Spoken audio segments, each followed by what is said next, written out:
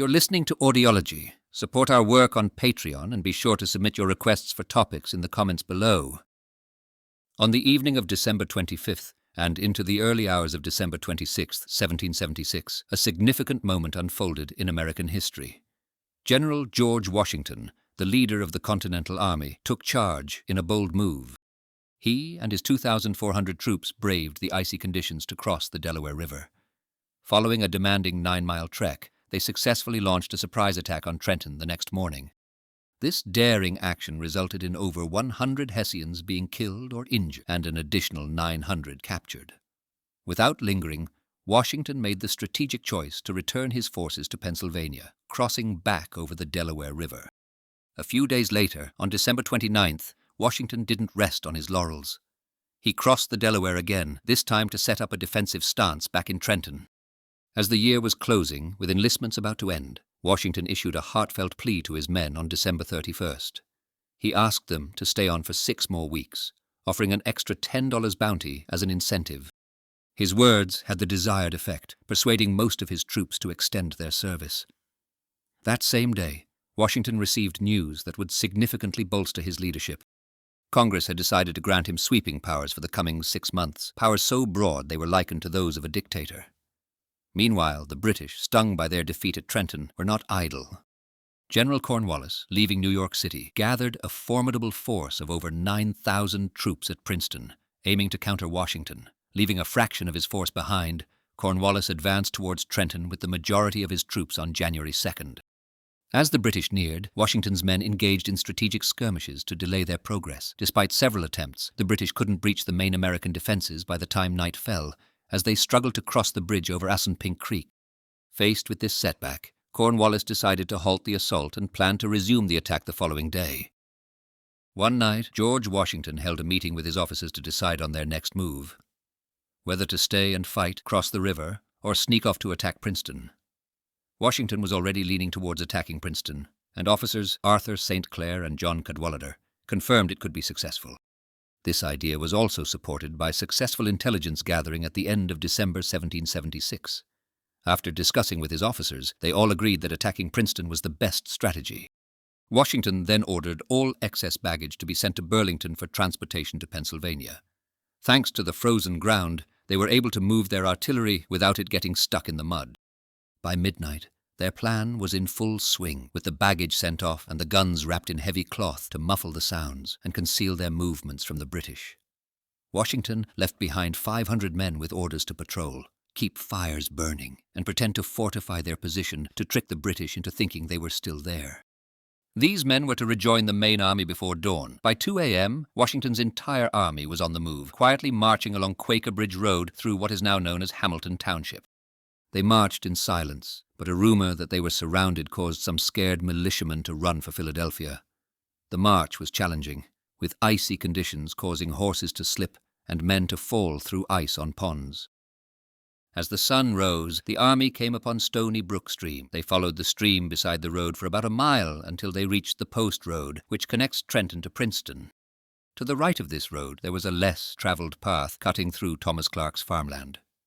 This path, hidden from the main road, passed through open land all the way to the town, which the British had left unguarded.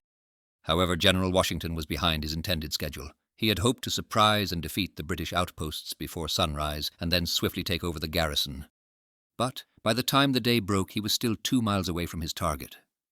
Based on the commonly accepted version of events, Washington dispatched 350 men under Brigadier General Hugh Mercer with orders to destroy the Stony Brook Bridge.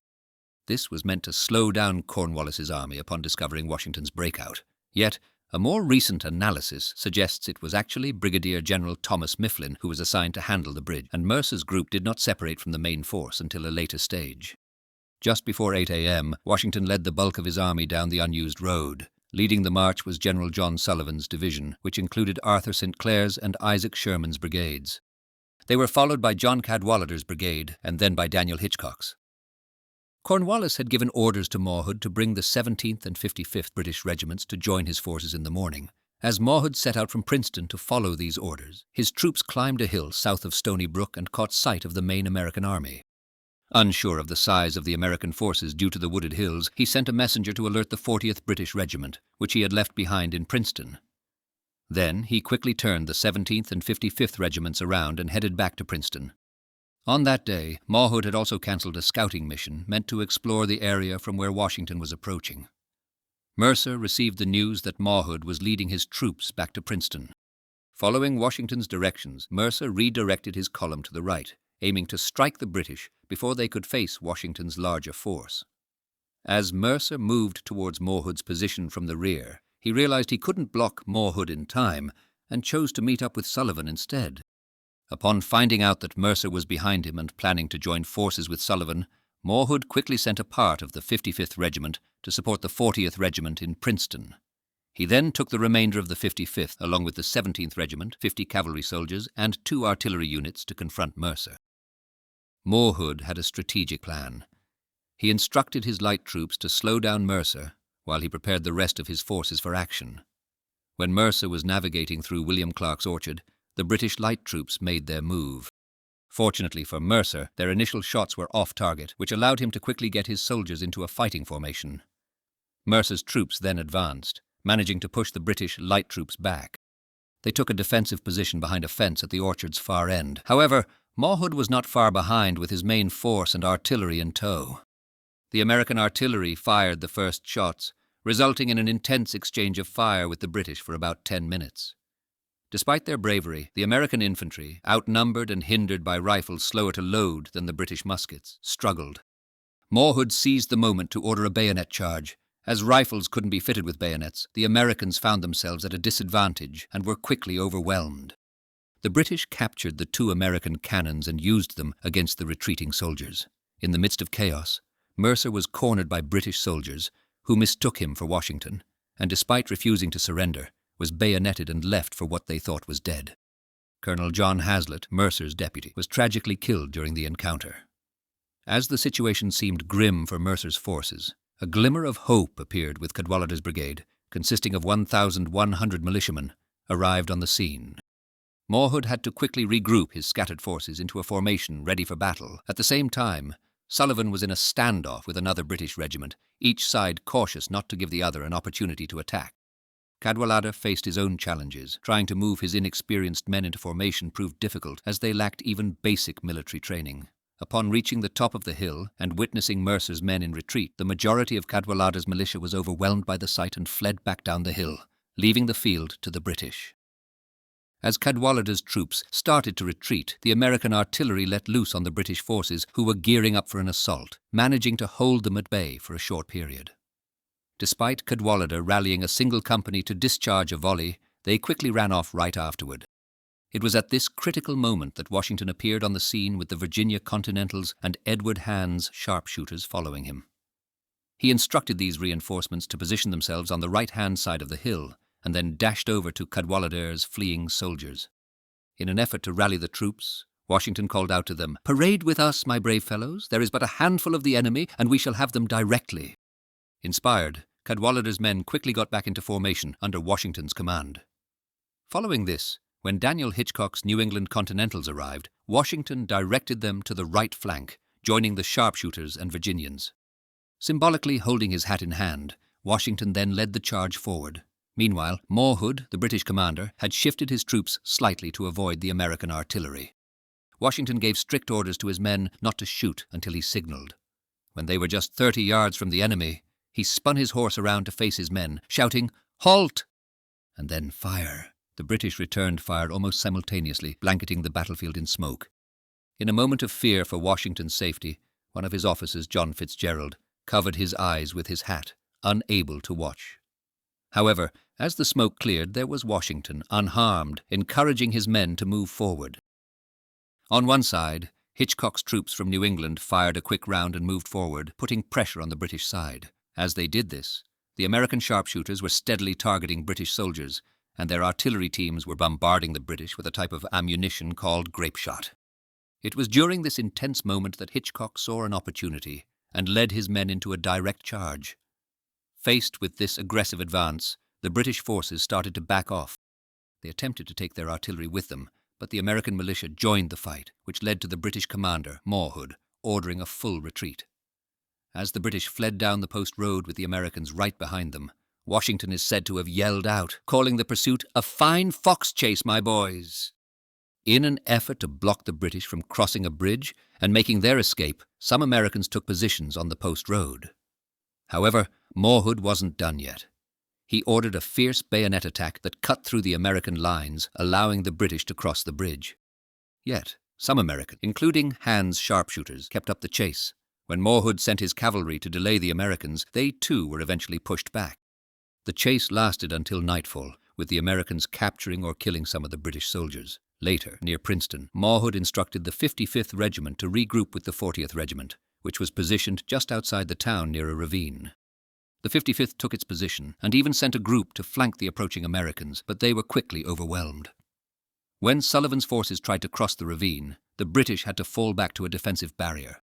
However, their defense was short-lived and they had to retreat once more. Some left Princeton entirely, while others sought refuge inside Nassau Hall. In response, Alexander Hamilton brought 3 cannons to bear on the building and started firing. Then, a group of Americans forced their way through the front door. Faced with this onslaught, the British showed a white flag from one of the windows. In the end, 194 British soldiers came out and surrendered. After arriving in Princeton, the American forces started taking what they could from the deserted British supply wagons and the town itself. Hearing that Cornwallis was on his way, Washington realized they had to leave Princeton behind. He originally had his sights set on New Brunswick to seize a British treasure worth £70,000. However, his top officers, Major Generals Henry Knox and Nathaniel Greene, convinced him otherwise. So, Washington led his troops to Somerset Courthouse on the night of January 3rd, and by January 5th they reached Pluckemin, finally settling in Morristown by the following sunset to set up camp for the winter. In response to the battle, Cornwallis pulled back from many positions in New Jersey, directing his forces to retreat to New Brunswick. The war then shifted to a series of smaller skirmishes known as the Forage War. General Howe's report on the battle's casualties listed 18 dead, 58 wounded, and 200 missing. Mark Boatner reveals that the Americans captured 194 prisoners during the skirmish, hypothesizing that the 6 unaccounted for missing might have been killed. An anonymous civilian account mentioned finding 24 British soldiers dead on the battlefield. Washington painted a grim picture of British losses, stating over 100 were killed and 300 captured. William S. Stryker supports Washington's claim, citing British losses at around 100 dead, 70 wounded, and 280 captured. On the American side, Washington reported the loss of 6 or 7 officers and 25 to 30 enlisted men, without mentioning the wounded. Richard M. Ketchum estimates American fatalities included 30 enlisted men and 14 officers. Henry B. Dawson lists the death toll as 10 officers and 30 enlisted men, and Edward G. Lengel tallies the casualties at 25 killed and 40 wounded. The Loyalist publication, New York Gazette and Weekly Mercury, dramatically claimed the Americans suffered 400 killed and wounded at Princeton. The monument at the Princeton battlefield highlights a grave shared by 15 American and 21 British soldiers. Additionally, British officer Captain William Leslie, succumbing to his wounds, was laid to rest in Pluckemin, New Jersey. The British might have seen the outcomes at Trenton and Princeton as minor setbacks, but these victories bolstered American confidence, convincing them that winning the war was within reach. Many American historians regard the Battle of Princeton as a significant triumph, comparable to, or even surpassing, Trenton due to its impact on British control in New Jersey. Historian Edward Lengel views it as particularly noteworthy. Reflecting on these events a century later, British historian Sir George Otto Trevelyan marvelled at how such a small force could wield such a profound and enduring influence on world history, particularly through the victories at Trenton and Princeton. Thanks for watching. Share your thoughts in the comments and subscribe for more content.